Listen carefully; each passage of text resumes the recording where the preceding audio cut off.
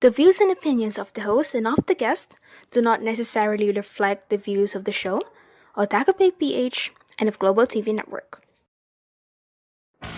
Let's talk about your favorite anime. Rate, discuss, and theorize on your favorite episodes. Stan your favorite Pinoy cosplayers and listen to Pinoy J-pop rising icons. In partnership with Global TV Network and Otaku Play PH, we're now bringing you the latest in everything anime with Animazing Show. With your hosts, Ralph Labitag, IK Divina, and Jay Agonoy. Animazing Show!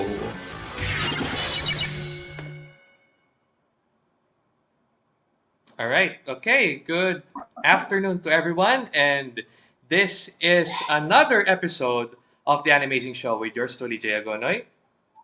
And this is IK Divina. Jay, kamusta naman ang iyong weekend? Alright, weekend. May weekend pa ba ako? Hindi, ayun, parating ko sinasabi na kung may weekend ako, no? Alright, I'm not that busy this weekend. I was able to get in touch with some of my good friends sa community. So, all is good. And then, this is the calm before the storm. So, magkakaroon ng maraming changes around. And kung hindi nyo ako makita dito, malamang si Master Pogi, mukhang ready na siya, di ba? Naayos na ba yung internet ni Master Pogi? Hi, Master. Oo. Nice ba? Sige, malalaman natin mamaya yan. So, yun. So, IK, kumusta ka? Of course, sobrang productive ng aking weekend. So, a weekend. Yeah, so really, as I said, been doing some sort of more content creating. I'm really glad na nakabalik na rin yung podcast and yung MGG. Another work is coming soon, and also I'm working on some fan fictions, anime fan fictions. So abangan niyo yan sa Wattpad, lalo na yung mga nagbabasa, of course. Please do look for buhay pa rin ang Wattpad, no? Yeah, buhay pa. Although, buhay pa ang Wattpad culture. Yeah, buhay pa. And of course, please do not forget to follow us on Facebook at Otaku Play PH, and of course to our respective Facebook pages, Global TV Network, Red Cloud Interactive, Keepsakes, MGG, and of course Ralph's Playground. And you will be able to get in touch with us there, interact with us there, whenever you want, whatever you want to do. Anyway. Okay. So habol ko lang I'm going to backtrack to my Kindle kasi tagal ko nang hindi na yung Kindle. What you're seeing right now is hiram na iPad. This ebook is the autobiography of Mari Okada from True One to anime screenwriter. Story niya sa buhay niya, on her journey sa Chichibu. And I also had this book called Otaku Journalism. Bigay ni Lauren Orsini ng Otaku Journalist to us when in my previous way back before. So I'm going to get back to that, and hopefully may review ko yan sa blog because kailangan ng content. This new year, I just recently did my stuff, and virtual tours din ako sa Keepsakes. So that's on my end, and I guess we'll not make this any longer. Let's go to our Animazing news. Okay?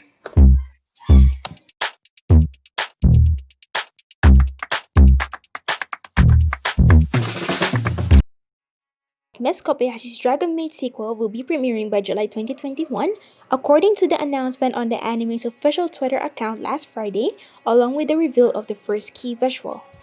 The title is Miss Kobayashi's Dragon Maid S, where the S stands for Super Supreme Second Life Starts. Kyoto Animation will still be in charge of the animation production, making it their first full anime project after the arson attack incident that happened last year.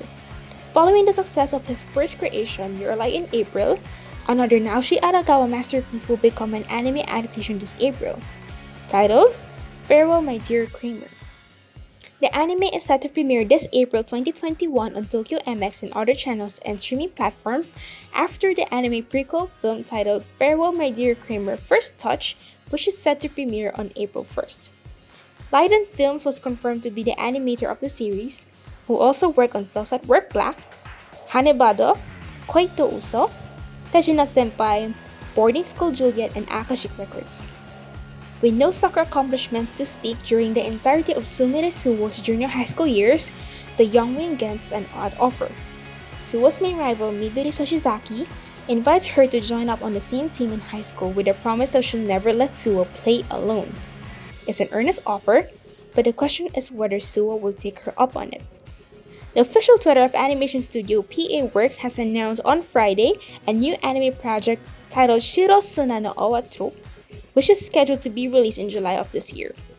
The key visual of the anime has been unveiled together with the announcement of the production and anime's main cast, which includes Miko Ito as Kukuru Misakino and Rikako Aida as Fuka Miyazawa. PA Works has also worked on another, Charlotte, Kami-sama ni Nattahi, Hanasako Iroha, A3, Makia When the Promised Flower Blooms, and the hit anime Angel Beats. Miko Ito was the voice actress behind Naka no Miko of Quintessential Quintuplets and Kokoro Tsurumaki of Bang Dream, while Rikako Aida is the voice actress behind Riko Sakura Uchi of Love Light Sunshine. This has been Ike Divina for the Animazing News. All right, thank you, Ike, for your amazing news. And we have lots to talk about on this episode. Pero for the meantime, yes, do follow us on our social media pages. That's Global TV Network, Otaku Play PH, Red Cloud Interactive, Keepsakes, MGG, that's Mixed Genre Girl, and also do follow Cosplay Breakdown. Ralph, babalik ka rin. Yan, magiging ano natin dito. Sure, yan. Magiging catch natin. Sure ball yan. Right. Okay. So, evaluating these pieces of news, siguro ang pinakamagandang nangyari dito so far is yung Kobayashi. Well, Yes. of course, I miss Kobayashi by a lot, a wide margin, I really miss Kobayashi. This cutesy patutsi dragon anime, ito yung nagpasikat sa boses ni Yuki Kawahara. People do not know Yuki Kawahara as a voice actress, but not after this. Previously, her role was in this ping pong anime called Shakonetsu no Taku Musume. Yeah? Yeah, So, yeah. that's Scorching Ping Pong Girls. And hindi may kakaila yung kumbaga kung gaano ka-hyper si Kuwahara-san dito sa as her role as Toro, the dragon. Talagang low-key talaga siya doon eh. Low-key talaga siya doon. Then she has two voice ranges eh. Ranging from the low-key na parang Ako. inaantok pero hindi and up to this one hyper one.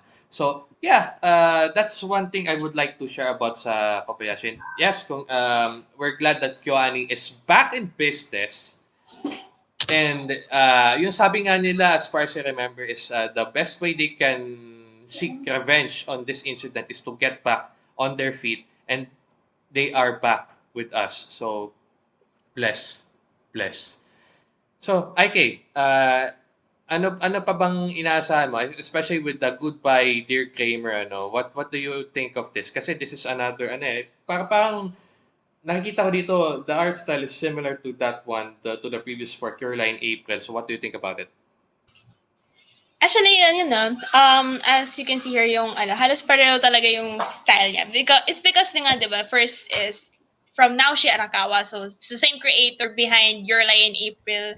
And of course, it's also behind like yung Leiden films, which was also was worked on previous new animes like Hanibado, Koito Uso, and Cells at Work Black. So I think I do think yung sobrang halata yung similarities niya with the art style of Naoshi Arakawa from sa Your Lie in April and with this Farewell My Dear Cramer. What would something that we would the fans would look forward to was if it's going to end up like some sort of parang is it going to be a tearjerker like Girl in April, or would it be a different kind of ending that everyone expects? All That's right. something to look forward to with Farewell My Dear Kramer. Well, looking at these, puro mga babae nandito, so we'll look forward to this.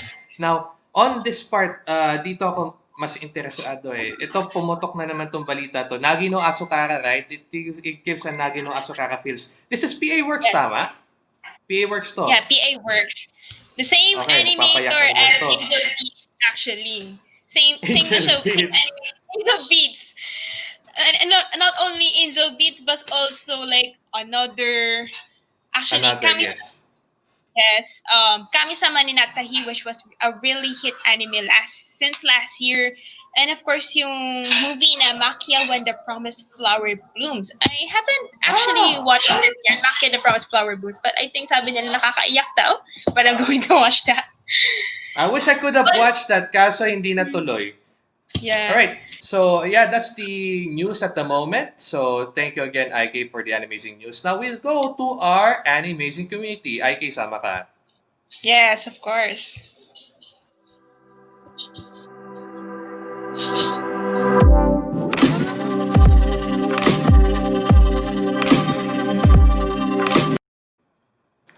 Kahapon talaga, galit-galit tayo, no?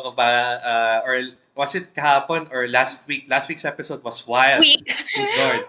parang, Oo. parang, parang kahapon lang, no? Oo, kahapon lang. Actually, Sariwa, parang sariwa kahapon pa lang. eh. Mm-mm. Mm-mm. It's like, So, we go, oo, 'di ba nakakagigil eh ano. Pero moving forward, itong balita natin for the animation community. Let's go to the light side of things. Let's go to the good news ano. The good news is that Voltes 5 will be back, and this time a live action series already in the works with GMA Network. Last time, binash natin ng GMA for their indecisiveness. Eto finally, makapag-decide man sila dito sa Voltes 5 na to, it's good for us. But before that, allow me to mention that Elon Musk tweeted about Idol Master. Well, one of these characters, Sachiko Kozumizo, if I murdered that name right, ano, Elon Musk tweeted this. Hey you king, you're gonna make it. You're gonna make it. Which is a good meme. And of course, this is Sachiko, Kawaii Boku. That's at the as of this recording, umabot siya ng 107.7 thousand retweets with 13,000 quote tweets and 556.4 thousand likes. So ganun po kalaki ang impact na ginawa ni Elon Musk by tweeting a meme. So much that Bandai Namco Holdings, the franchise holder, the owner of the franchise, has elevated its stocks to around 4% as far as last record, no? So it even reached Bloomberg. Whenever yes. Elon Musk, one of the world's biggest, if not the biggest millionaires that we have right now, tweets something memeable, something memeish like this happens. Yes. Oo. So, galing nga, di ba? Ang galing ni Elon Musk, ano? Galing niya to-market din, ano? Although, hindi niya sinasadya na ipataasin ang value ng Bandai Namco. At the moment, down ang value ng Bandai Namco. Maybe it's because it's already the aftermath of the whole Sachiko tweet, which is this. So, yeah, siguro that's one big thing about sa Bandai Namco these days. Congratulations, Bandai Namco, you have been memed. So, Yes. IK, Immortalize naglalaro ka ba ng sila. IMAS? Naglalaro ka ng IMAS? Actually, no. Sadly. Actually, same. Sadly, no. But you know what?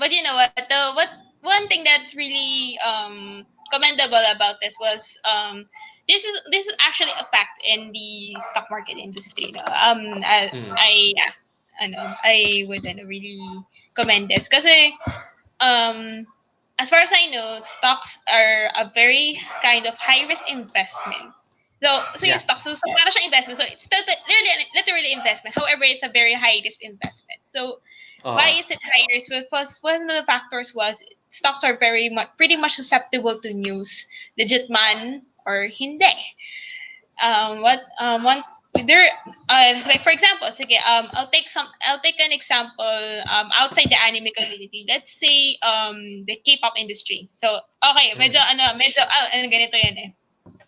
During the Burning Sun incident, which was someone from a very big entertainment company was involved. Someone from a big entertainment company was involved in that some sort of scandal related to women, mga ganun, sa women and drugs in South Korea. Nagkaroon ng sudden fluctuation in stocks there dun for that specific entertainment company. Ganon ka-susceptible yung news niyan. Whether that someone from that entertainment company was innocent or not, like, it still affected the value of the company. So, balik tayo sa nangyari sa stock ng Bandai Namco. Just by that one tweet, tumaas yung value niya. Ganon ka-susceptible sa news, sa balita ang stocks niya. It really depends. Ganon siya ka-susceptible. Ganon ka-susceptible ang value ng stocks niya. Another thing Mm-mm. was that um kasi 'di ba, during this pandemic, 'di ba, when during the first phase of this pandemic, we all knew lahat ng stocks niya, from lahat ng stocks, especially here in the Philippines, yung PSEI was all red. Like, dire-diretsong red yan. May mga red Oo, all right. triangles niya. All red Oo, yan. remaining down yung value. Sobrang down ang market that time. And then right now, it's slowly rising up, going normal state na merong taas baba, which is a good thing, honestly. Kasi Mm-mm. pero ano yun, yung lahat na yun na down ng markets, it was actually an opportunity for some, kasi especially doon sa mga nagsisimula. Kasi there are Yes, certain yes. principle in the market na buy low, sell high. Di ba? Ganon. Yes, oo, Well, oo. for example, Yun yung if it's yun yung the Oo. As I was saying, yan yung kumbaga, yan yung mga target ng mga online brokers nowadays na pag red season, sige, go lang, push lang kayo, get people to get into stocks, buy low, and then once na tumaas ang investments, they can sell high. Now, on yes. another note, this is away na to from the anime community, when the Philippine Stock Exchange is going to improve its capabilities, is going to design its system na para to attract more retail investors. Yung mga nasa online brokers, we can refer to them as retail investors. That's about it sa stocks kasi we have another topic to discuss pa. Well, Actually, let's leave remember, the stock. yeah. Actually, Oo. let's leave the stock market 101 to those experts now. Oo, Probably oo. related to PSE or maybe some financial literacy advocacies, di ba? Siya Yes. ba yun? Char. Oo, yan, kaya medyo familiar tayo ngayon. So, wag kayong mag-alala kung Mm. masegue tayo bigla. This is Animazing Show. Why are we talking about stonks? Well, anime is a privilege. Well, Mm. speaking of privilege, we are privileged to have Voltes 5 Legacy. They call this Mhm. Voltes 5 Legacy. This is a screen cap from the supposedly leaked footage trailer for the upcoming series produced by GMA Network with Toei Company Limited. Ito yung wala akong nakitang telesuccess dito eh. If meron man, sige, di ko maano. Pero Toei Company Limited. They got the actual Toei guys to this. Kasi last Yes. time they had a partnership like this, Zaido, Police Pangkalawakan. Yes. We'll set that Actually, away. Pero this time kasi, this is from Riot Studios. So ito yung post-production nila. We're still waiting for the premiere date of the series and mukhang tatapusin nila ang production nito bago i-air ito sa TV. Baka ilabas din to sa Netflix. Why not? Because hindi lang naman Pilipinas ang addict sa Voltes 5 eh. This is a Japanese IP. yes, very. Oo. And while we're at it, of course, people have fears or kumbaga parang nag-aalala sila Yeah. sa kung anong magiging plot story nito. Will this be localized to fit the masa taste and not the anime fans' tastes? May sinabi dito yung head na scriptwriter nila, one of the head scriptwriters sa GMA, Suzette Doctolero, who's also very vocal about script writing in the masa and the audience in general. She's also involved with Encantadia as far as I understood. Mm. She would have said something, nakuha sana natin yon prior to the show, pero sabi niya, panoorin na lang. And that's the surprise. Ayan. So, hintayin na lang natin kung ano mangyayari sa Voltus 5 Evolution. But basing again from this screen cap, this is from the trailer, and I'm looking forward to Voltus 5 again. When was the last time that you watched Voltus 5, IK? Years eh. Years, Years. din, oo. Siguro ng mga kabataan ko, mga 11 anyos pa ako, mga 12 anyos, nakikita ko yung Voltes 5 na yan. Set side by side with the Dimos, mga Metal Hero, no? Oo, mga Metal Hero. So, yeah, that's Mm. Voltes 5 Legacy coming soon. Uh, And, well, I'll set my expectations. Wala mo na ako sa set na expectations. Anything can happen. IK, please. Actually, no. Didn't want to set any expectations. Eh. To be honest, Mhm. kasi there's some sort of certain skepticism among anime fans, especially when doing Mm-mm. live action series, man, or live action films. Of course, Mm-mm. I'll take some sort of live action na nagawa from animes. For example, Kaguya-sama. Actually, Yeah. there is actually Kaguya-sama. No hate for that, but live action was pretty much different, which is which what feared most anime fans. Even those the ones na they were produced by mga Hollywood, for example, Dragon Ay, Ball, Revolution, and everything. Dragon Oh, Ball Evolution. And here's the thing. I've watched the last Attack on Titan live action movie. It's different from the whole series. The series was still ongoing at that time. Parang nilagyan mo na ng filler eh. Like how the Gintama describes it eh. Nakakatawa yung mm, description ni Gintama about that. Pero yeah, true. it was so different from the actual story. So doon tayo Also, nagkakatalo and medyo disappointing kasi walang Levi. Yun lang. walang Walang libay Levi. doon. Walang Levi doon. Walang libay doon.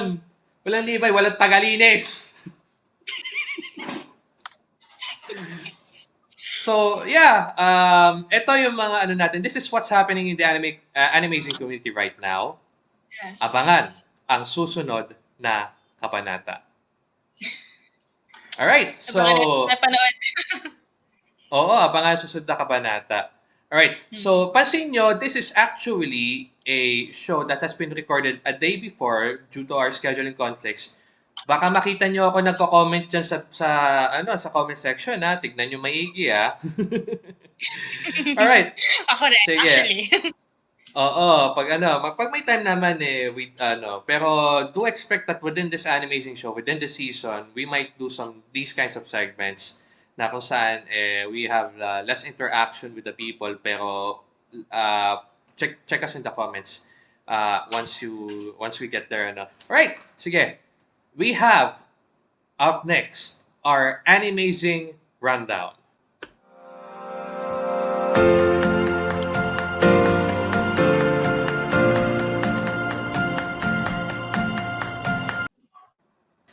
Alright, sige. IK, for this animazing rundown, pakilala mo naman kung sinong guest natin.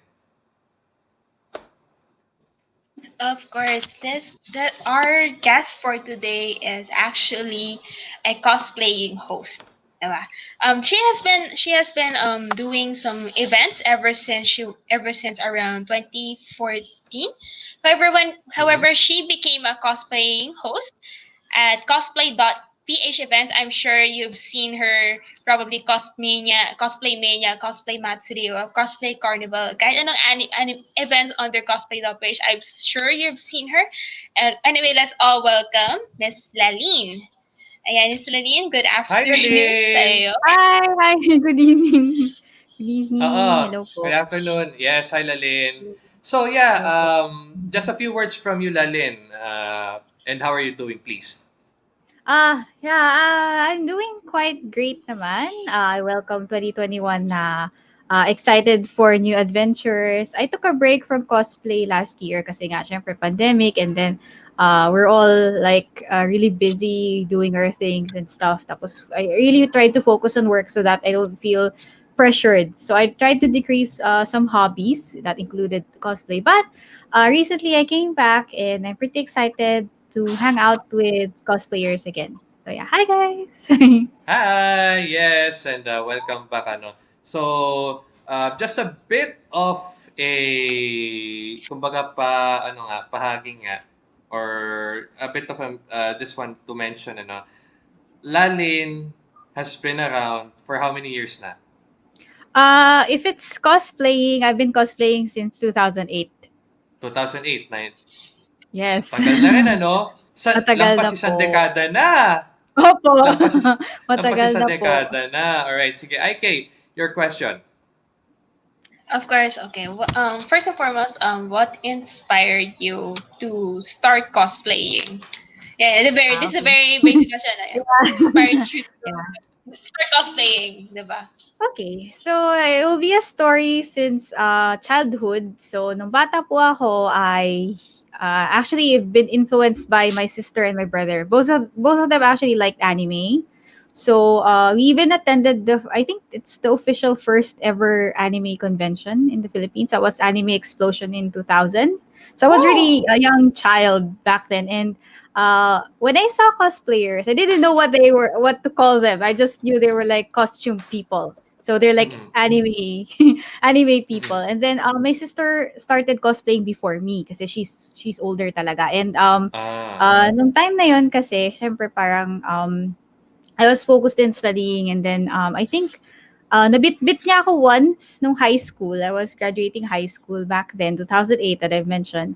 2007, naka-normie clothes lang ako. She dragged me to a convention and that changed everything.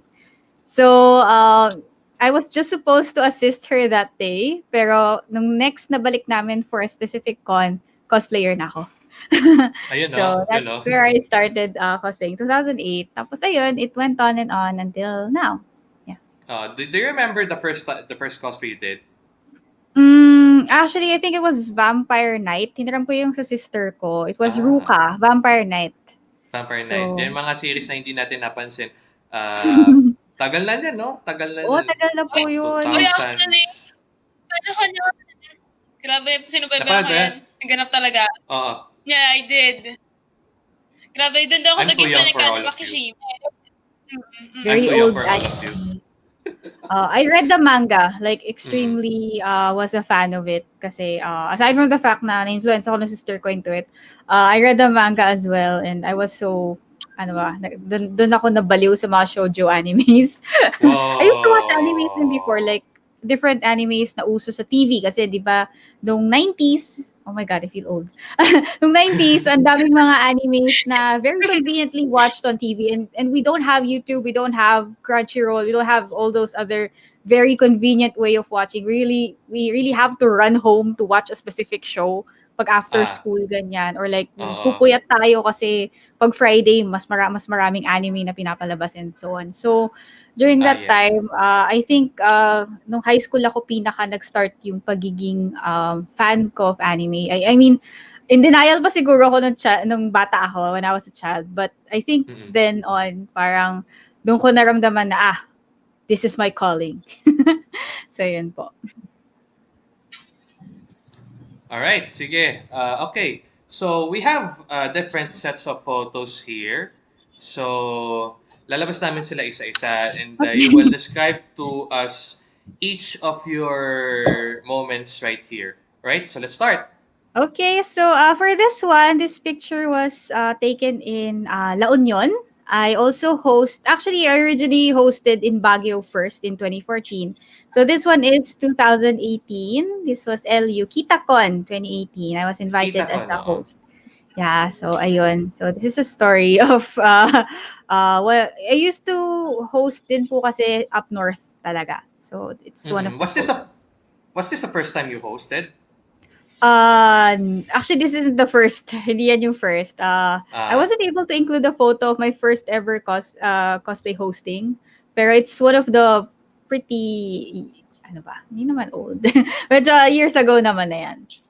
okay. So, okay, let's have the next photo. Okay, so Lalin. for this one, this is sa Baguio.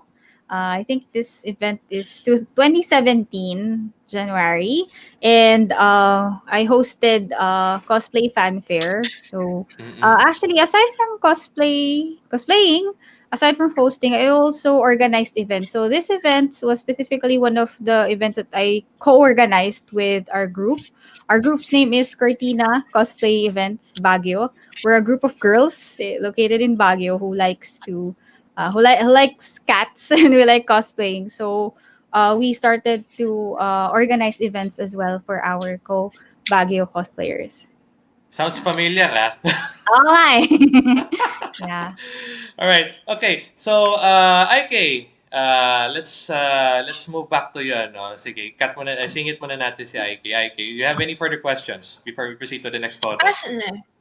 Actually, okay. About your hosting career. So, Sure. we've known that we have started hosting in since the 14th, tama ba? And Ah. I'd like to ask. So, as a fellow host, as a fellow events host, diba? What was the turning point of your cosplaying hosting career? Ganun. Uh, okay. I'm not sure if I know the turning point, pero I guess I would just choose to tell when I knew this was my calling. Kasi when I started hosting, it was unintentional. Wala lang talaga Mm. silang mahanap na pwedeng mag-host and I was available. So I actually co-hosted with another friend, another organizer then. Tapos I at first I was very scared. And parang ang nangyari is they said, "Uy, Laura, you're actually fun on stage. You should do it again." So, it went on like that na parang naging honorary host ako until the very moment when I said, "Wait, I think I have to acknowledge this." I think it happened around 20 Actually, nagkaroon ako ng Facebook page 2018 na. So, I guess that would be the official date. So, it took 4 years after bago ko siya in-acknowledge.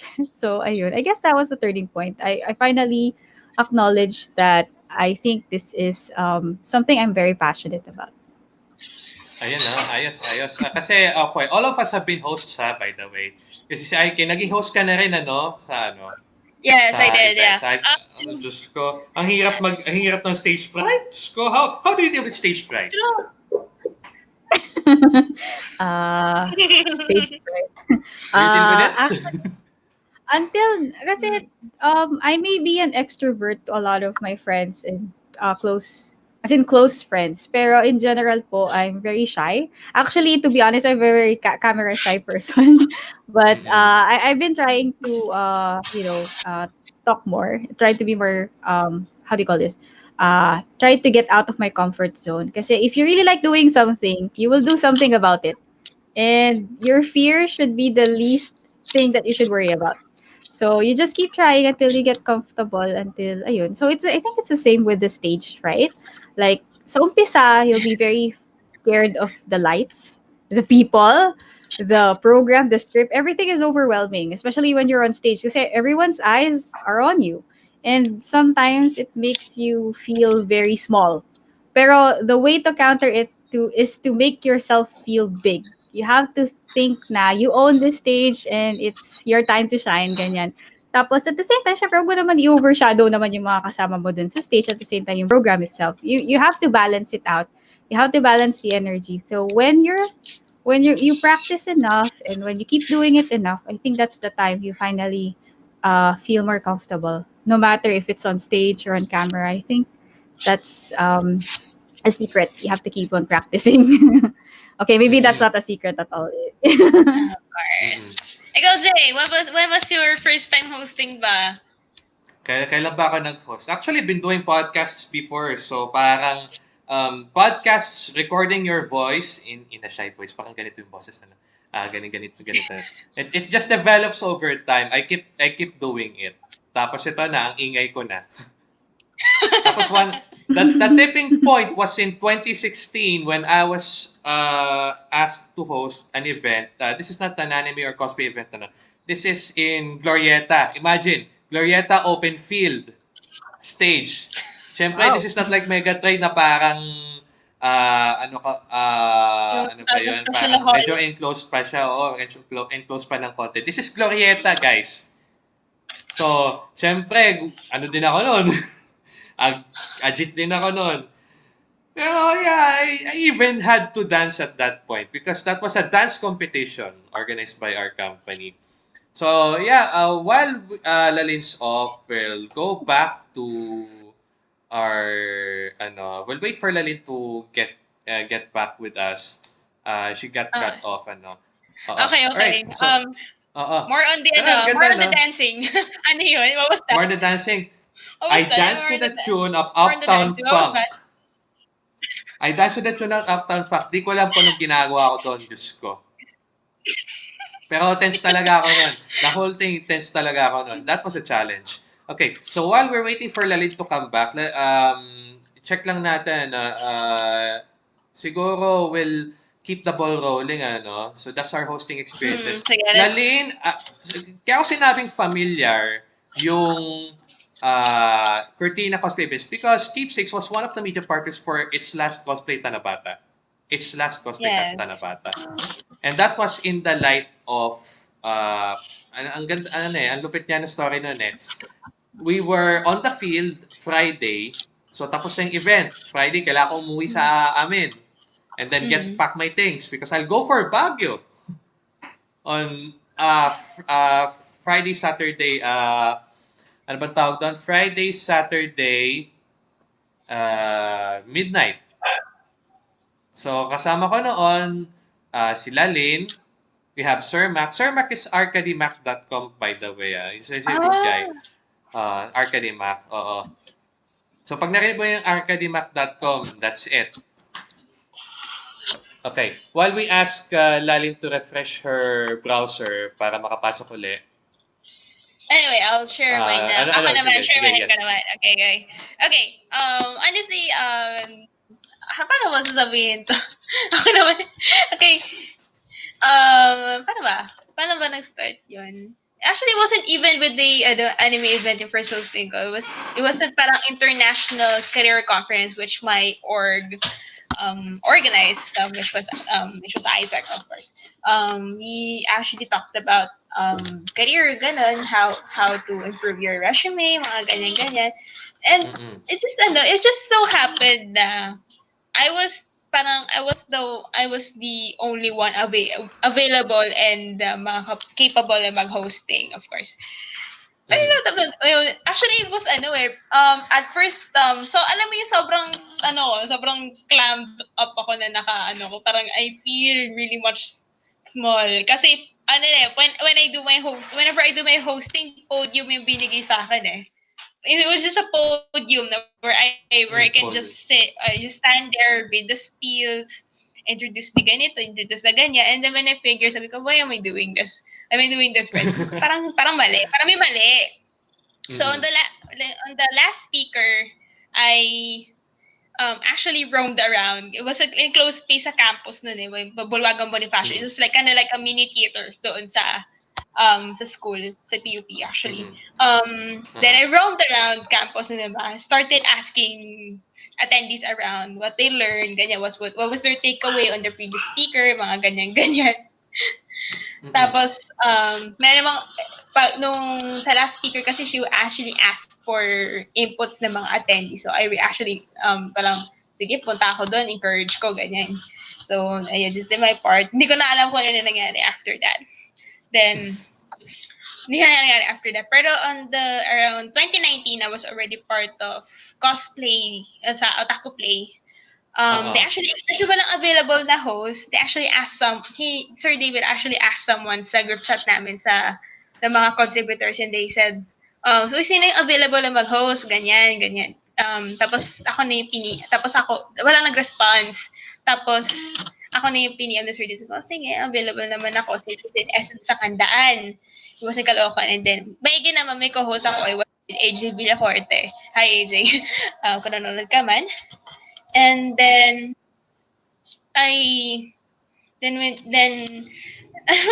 so ganun pa nila. It was like my first time hosting. Sobrang tense ko. Minsan nagkakamali pa ako. Nagugulat na lang ako. So, si AJ na lang yung sumasalo for me. Oo. So I kind of felt bad about it. So, I have to do better. Mga ganyan. Yun na sa isip ko. Minsan hindi pwede to. So, I actually tried na continue lang, ganyan, interview the people. Actually, made new friends doon sa yes. Sa Ngandaan. And then, anyway, and then, the one day, kasi yung competition na yun was around August yun sa Ngandaan. And then came Naruto Day. Since supposedly nga, dapat dalawa rin kami ni AJ na however he wasn't available. So, solo flight. Solo flight ka. Yun yung malupit eh. Yun yung malupit. Solo flight. Kabado ba yun Alright. ako dun, ha? Oo. Pero Ayun, glad di to ba? know na you survived that. You should, dahil nandito ka na, you survived that. Alright. Let's put back Lalinn in. Welcome back. Hi, sorry, Yeah. internet issues. Yeah. As Sorry. always. Tsaka inayos ko na rin yung ilaw ko kanina. Medyo nasa kadiliman ako kanina. Dumilim na Okay. pala, hindi ko napansin. Ayun po, I'm back. Asa na Ayan. tayo? Alright. So, yes, we'll show photos again from your end. Alright. Medyo Yeah. natatapang ka lang so you can tilt your Ay, camera to the urok ko. left. Yan.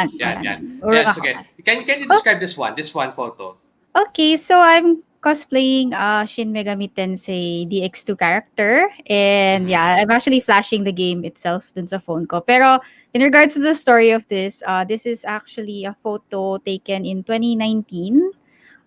It's a cosplay craze leg sa Fairview, Quezon City. Fairview. So, yeah, so this is also for cosplay.ph and it was fun kasi actually taga dun ako. I was originally from there pero when I studied kasi I moved to Baguio. So, kung saan ako napupunta. I'm actually, yung real name ko is Laura and that's the reason why I'm a Laura the Explorer. Yeah, very hosting name ko yung Lalinn. Yeah, so some Lalinn. people who have watched me in cosplay.ph events, they normally introduce me as Laura. Yeah, I normally go as Laura, pero for cosplay nicknames, we always kind of have that, you know.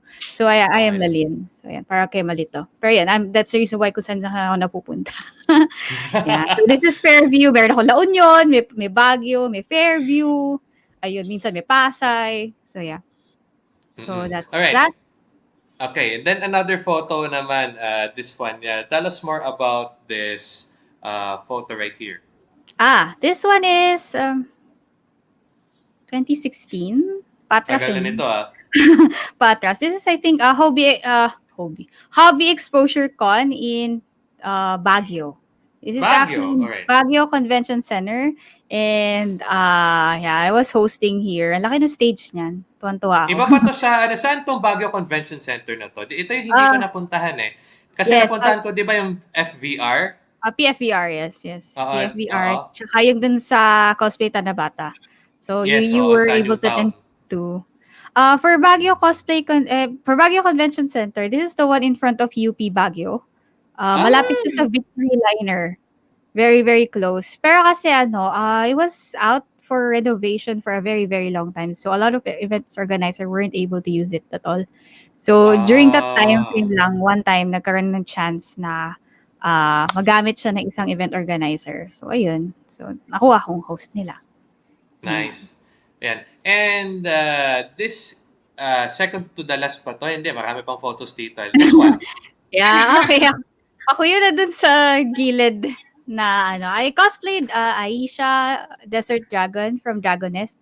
It's one of my favorite games. Tapos, since, yeah, I cosplayed for a very long time. Pero during 2015, dun lang ako sumali ng sunod-sunod sa mga competition because I wanted to dare myself. And for this one, I was able to win third place for Cosplay Grand Prix for Baguio Leg.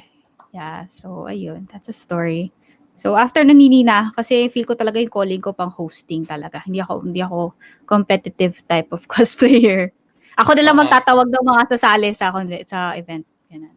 Which brings us to this. Yeah.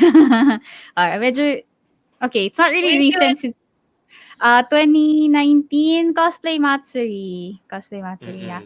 I've been ang first hosting ko with cosplay.ph is actually Cosplay Matsuri 2018.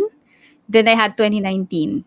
Tapos sabi ko, hala, diba 2020, syempre pandemic. Sabi ko, problem kasi hala mapuputol siya. Tapos I was really looking forward.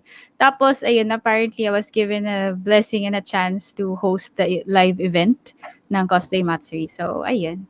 It was exciting. This is actually my favorite photo of all my cosplay Sabog mismo eh. Yeah, kasi kwento lang, short story. Talaga. Yes. Yung picture na yun is that I was excited kasi I really like Pokemon games. Tapos si Sobol yung favorite ko sa Galar. So sabi ko, hala, hindi ako makababa ng stage. Kahit 3 days akong mag-host, hindi ko siya mapupuntahan kasi stuck ako on stage. So sabi ko, okay, maybe hindi ako destined magpa-picture. Tapos apparently dun sa second day, umakyat sila on stage. So tumabi talaga ako dun kay Sobol. Kaya may picture ako Ayan, no? ganun. Ay! Yan na yun. That's And it. if this was your favorite photo, maybe this next one is your second favorite photo of them all. Yeah. Actually, another thing about hosting is that you get to interview a lot of people. Yeah, and then for me, yeah, I normally do the interviews then whenever I get the chance to host. Tapos kinakabahan ako lagi kasi syempre parang overwhelming yung presence ng mga guests natin, and then somehow syempre I want them to feel comfortable. So I really do my best na whenever I'm doing an interview, sobra akong tinatry naging mag-zen mode. Like, breathe in, breathe out. Kasi gusto ko maramdaman din nung in-interview ko na hindi ako intimidating, or that I really just wanted to ask questions and connect. Mm-mm. Tsaka kasi syempre kailangan mo din connect sa kanya and then to the audience, Yeah. kasi syempre the audience are the ones who's gonna be listening to what he or she's gonna say. So for that one, I really like that photo kasi Olivier is really a really really cool and beautiful and kind cosplayer, and I really admire her a lot. So syempre nung on stage ako like, alam mo yung nagka-fangirl ka, pero you have to be professional. So I was Yeah. like, kaya yun medyo yung mukha ko dyan like, Talagang pigil na pigil, ano. oo. Okay, just a brief background about Olivier. I wonder if I can pull up yung ano May ko. picture ka ba? May picture ako ni Olivier. Kaso naka-print. I bought her Naka-print? prints. Ay. I bought her prints. Ay, And nice. itong story kay Olivier. I believe she's part of this group sa Hong Kong called V Project with Luffy. Oo. And then, kung hindi siya nasa cosplay, they're doing drugs with Luffy. They're fangirling over, is that X1?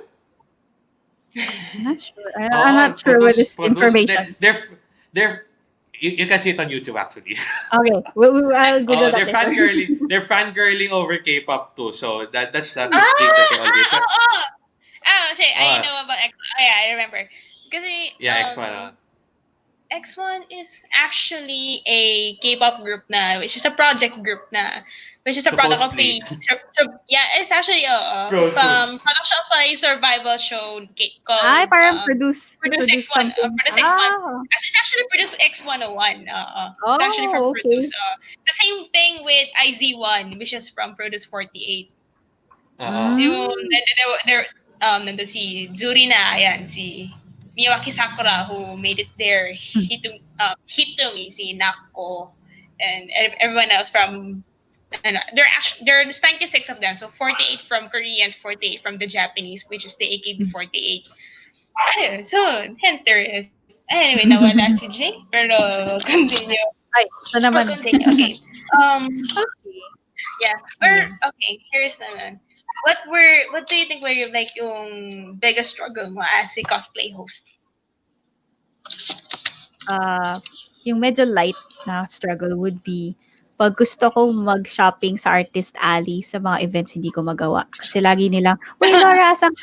Laura, dito ka lang sa stage. Laura, dito ka lang." So, I really struggle kasi whenever I go to cons, I love going to Artist Alleys and buy merch/stickers. I like stickers.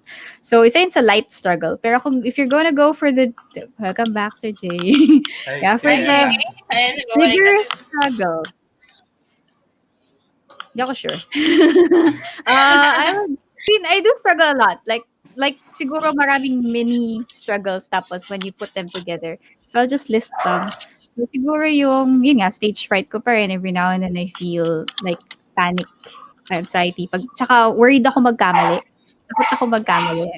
Especially on stage. Kaya I really pay attention to what I'm reading. And then I guess struggles siguro is yung sa boses kasi 'pag halimbawa consecutive days kang nag-ho-host, it really hurts your throat and it's Yes. really Yes. important for you to take care of it. So, whenever magkakaroon ako ng hosting kasi normally naman they book naman ahead of time. So, at least alam ko na mag-host ako. Oo, A week Yeah. oo, before bawal definitely. ako Kumbaga, mag-ice cream, tapos I only bawal ako ng cold drinks. Like kahit sabihin mo na sinasabi nila na, ano lang naman 'yan, parang hindi naman totoo 'yan, na wala naman talaga epekto yung cold drinks. Hindi, actually I think it does. Tapos yun nga, I really try to take care na lang of my voice so that I would last through the schedule and then mm, ayun, yun lang naman. I think that's the main struggle kasi talagang it's really painful kapag kapag tuloy-tuloy kang talk. Tapos syempre kasi Pakatino. you have to really speak loud kasi syempre kahit naka-mic ka, yung energy mo, lumalabas din siya dun sa volume ng boses mo and stuff. So, ayun. I think that's a struggle. Yun yung struggles ko, I guess. Pero actually, I can relate, aside from the voice part, I actually can relate dun sa hindi pagpunta sa Artist Alley. Kasi actually, din ako, I was also, suki din ako sa Artist Alley. I actually went to Doremi's Artist Alley once. So, interview namin siya before she was a Mm, VTuber. So, I went to mm. her before, I actually bought some of her stickers. I think So, familiar si Doremi. yeah, Yeah. she's a Filipino VTuber actually. Mm. Anyway, ayun, then also sure ko lang din there's this bad habit Go. of mine. After my hosting, doon ako nag-go all out on cold drinks. ayan Same, tayo ice eh. cream. Bad habit ko siya. Ayan Bad tayo. habit ko siya. And then the next day, paos.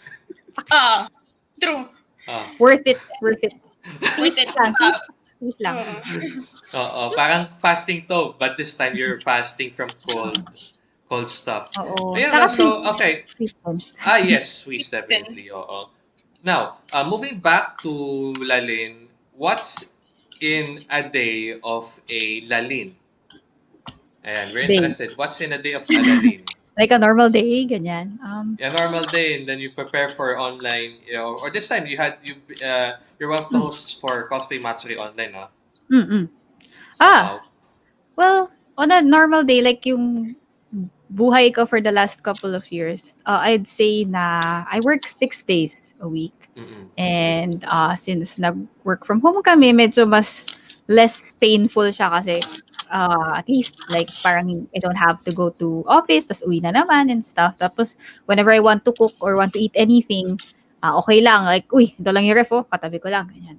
Struggle naman nun is that, yun nga, medyo tempting matulog, which is a bad thing. Then, yung struggle din na lagi kang gutom, na lapit lang ng ref, so kakain ka ng kakain. So that's the reason why I kinda got siopaw face right now. Tapos, ayun din, yung guilty. discipline. Tapos, yun nga, kasi yung house mo is not really exactly conducive for work. It's not always Yes. conducive. So, you have to either transform it or adjust completely or be disciplined, which I had a hard time last year. Pero ngayon, like, parang months later, like, diba, nag-start ng March. Tapos Mm. ngayon, parang normal na. Tutulog ako, gigising ako, tapos the time in, work, work, work. Tapos after nun, food, kain, or gluto, or tapos after nun, laro, Netflix, anime, K-drama, then tulog. Tapos cycle goes on. Tapos yun nga kasi since I only have 1 day rest, I really make sure na I take advantage of it. If I really want to rest, I sleep as much as I can. And then play games. Just really relax. Yun yung parang free day ko. Bawal ako ma-stress ng Sunday unless I have to do something. So, Mm-mm. normally naman that's fine kasi hindi naman lahat ng Sundays ko is may schedule. Kagaya ng Cosplay Matsuri, I made sure na I had enough energy for the 2 day hosting. So, ayun. Yun lang naman. I think that's my life right now. Nothing special. Mm-mm. And since we're transitioning to the now normal, Mhm. ito yung siste. There are many streamers who are taking advantage of this. You're stuck at home, you have an internet connection, you create content. So, on your end, you had your content before, pero nowadays you're more focused on work. Pero, do you have any words of advice for those who are new into this content creating thingy, Hmm. kumbaga? Okay. Uh, I would say, actually, I plan to start this year na Mhm. mag-content creation din at the same time. Kasi last year talaga, like I said, I really took a break from a lot of other distractions because I really wanted to focus until I settled down. So, for a lot of people right now, marami nang nakapag-adjust. At dun sa mga iba na nag-a-adjust pa, at least somehow, you have already grasped the situation. And we already have to accept the fact na it's not easy for us to come back to how we used to for the meantime since wala pa yung vaccine, tapos yun nga, may variants ng virus. So, we have to take care of ourselves first. It's really important to put yourself first right now. By taking care of yourself, you take care of others. So, I think yung sa content is that you just stay home, think of the things that you like to do. Like, for example, do you like playing games? Do you like sharing thoughts, stories, storytelling? Do you like doing art? Pag-isipan mo kung ano yung saan ka masaya, saan ka rin nag-enjoy. And then you can start from there as you make your own content. I think that's one thing. So, if you're afraid of putting your stuff out there, advice ko lang is don't be afraid. Take take your chance and go out of your comfort zone. Kasi it's for you din naman. You would realize na when you try something, even though if it fails, you learn something new. So it's not a loss. So for example, medyo ay hindi nag-work tong isang to. Sige, let's try something new again. And keep trying until you find what's good for you. And then eventually, baka nga at the end, ma-discover mo pa. Yung kagaya nung paano ko na-discover yung hosting ko na, ay, gusto ko pala to. This is actually fun. This is something I love to do. So I hope that actually inspires people to try to get out of their comfort zones. Kasi right now, it's really a tough time. So I hope Yes. you try something new. Yun lang yung advice ko. All right. Okay, so IK, do you have any other questions before Of we course. wrap up? Actually, none na. Meron Ay, na. So, sige, Lalinn, it's your time to plug! Ay, Plug plug! ka na, plug na. Actually kasi wala pa akong bagong content sa YouTube channel ko. It's really just mobile games right now. So, Mhm. but I have a Facebook page. Ang ano ko is Lalinn Cosplay. Or pag sa Twitter, IG, or YouTube, it's Milk Tea Friday. So, Milk Tea you can Friday! Milk Tea Friday. Madali naman siyang tandaan. Tandaan niyo lang yung Friday at Milk Tea. Yun lang yun. So, ayun. I normally post, like, I'll be posting more cosplays now kasi nag-take a break talaga ako last year. So, you can expect if you follow me on Facebook, Twitter, Instagram, you'd see more of my cosplays. Ayun. Of which, we forgot to ask this. Unang-una pa lang. Okay, go. Whose character you're cosplaying? Actually, this wig is actually Venti from Genshin Mhm. Impact, but this is a Maid costume. So, it's So, we presume actually... that's Venti Maid. Yes. Actually, I did the short... Actually, kaya ako nag-dress up na kasi sabi ko, sige, mag-trial na rin tayo for fun. So, yeah, it's Yay! yay. Yeah, ayun. Yun lang po. Thank you so much for your time. Nice to meet you, IK, and hello again, Sir Jay. Jay Jay. na lang. Parang tumatanda yata ako. Mas matanda pa kayo sa akin. Diyos ko. Oy! As I said earlier, I went into the anime community mga 2010s pa. You were there, the cosplay community, since 2000 pa. Bata pa naman ako. Excuses. Ayan. All right. So yeah, that's how we will wrap up this episode of the Animazing Show. IK, any other messages? We have what's up? And okay, of course, please do not forget to follow us on Facebook, Global TV Network, Otaku Play PH, Red Cloud Interactive, Keep Sinks, IKDB, Ice Genre Girl, and of course, Ralph's Playground. And please do not forget to catch us next week, next Sunday, on the Animazing Show. This has been IK Divina. And this is Jay Agoni together with Lalinn, our guest. Thank you very much, and we'll see you in the next episode. Bye for now. Bye! That's it. Let's talk about your favorite anime. Rate, discuss, and theorize on your favorite episodes. Stan your favorite Pinoy cosplayers and listen to Pinoy J-pop rising icons. In partnership with Global TV Network and Otaku Play PH, we're now bringing you the latest in everything anime with Animazing Show. With your hosts, Ralph Labitag, IK Divina, and Jay Agonoy. Animazing Show!